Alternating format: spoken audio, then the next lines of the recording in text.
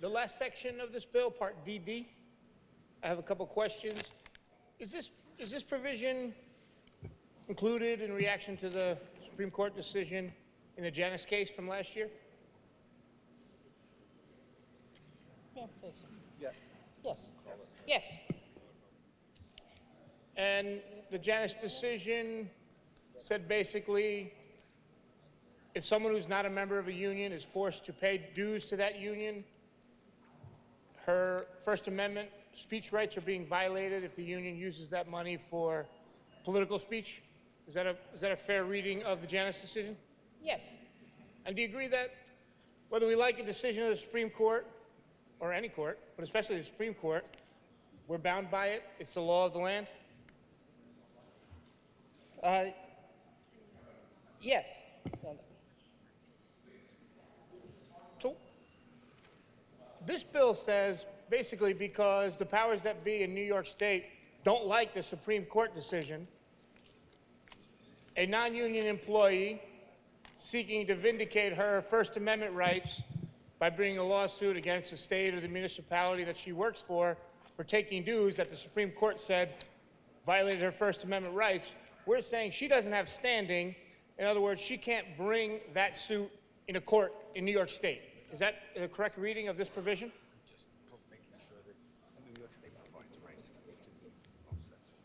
Right. You know, so, I mean, obviously we're not overruling the Supreme Court ruling decision in Janus. We're just providing some rights to employees in New York State.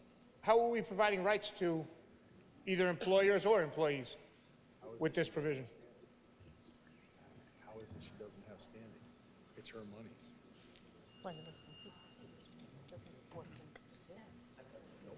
Right. I mean, what we're doing is we're merely allowing these public employee unions to retain the fees that were collected in the past, which they had anticipated being collected. It does not require the fees to be paid in the future. It just allows them to maintain the current fees that were collected at the time within the law of our land.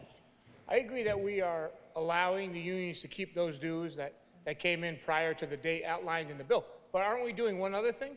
Aren't we denying standing, denying the employee the right to his or her day in court?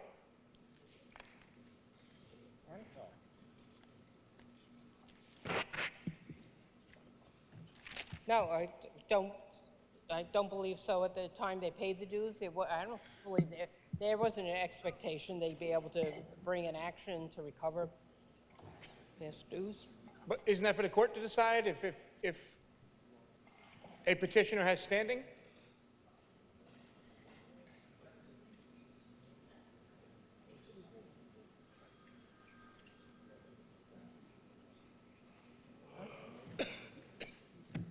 Reasonable expectations. Yeah, you know, I think that there were reasonable expectations from these public employee organizations that these were the amount of dues that they had. They allocated resources, budgeted based on that, and we're just preserving that right. I think that's a very reasonable argument, but why deny the opportunity of the employee to bring the union to court and have them make that very valid argument? Why are we doing that?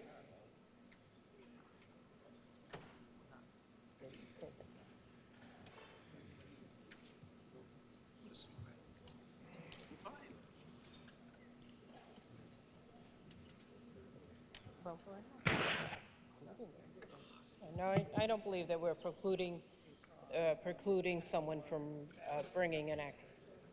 No, by definition we are. If you take away standing to bring a suit in court, you are denying that.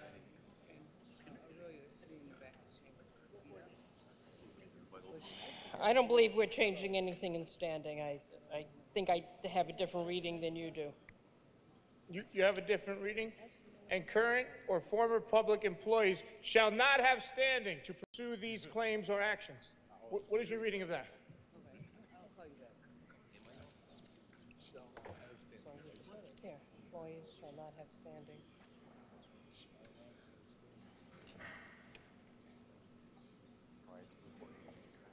The dues collected prior to.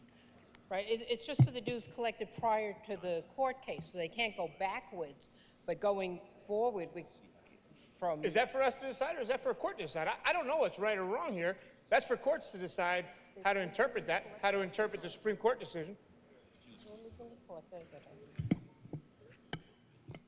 Is what's really going on? We don't like the Janus decision, and we're denying the rights of people who might seek to vindicate their First Amendment rights under that decision. Is that really what's going on here? And there's no legal justification for this, especially in a budget? We think that it's consistent with the Janus case. All right, on the bill, Mr. Speaker. On the bill, sir. You know, we can set aside whether we like this Supreme Court decision or any Supreme Court decision, but this budget bill, for whatever reason, is denying the due process rights of, we don't know how many New Yorkers. We might never know how many New Yorkers, because they're never going to have their day in court. This budget bill that says, even though the highest court in our land said your First Amendment rights have been violated, you can't go to court to vindicate those rights. We're not going to let you set foot in the courtroom. We are, with this piece of legislation, blocking the courthouse door to New Yorkers, to hardworking public employees. This is un-American. If New York can prevent this petitioner from having her day in court, what other petitioners will be denied access to our courts because their position might be politically unpopular, because one side of the debate might be a humongous donor to politicians in this state and around the country? It's a very slippery slope. It's a very dangerous precedent. Thank you, Mr. Speaker.